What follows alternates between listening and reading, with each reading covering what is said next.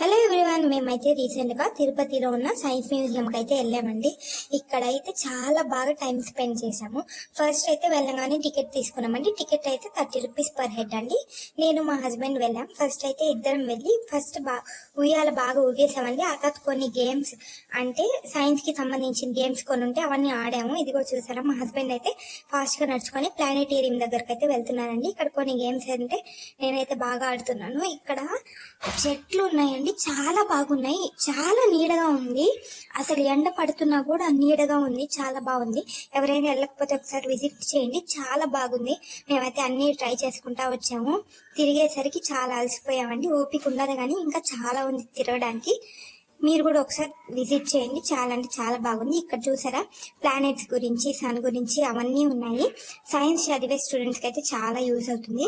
మీరు తప్పకుండా విజిట్ చేయండి. ఇవైతే కొన్ని ఇమేజెస్ చూసేయండి. Bye bye.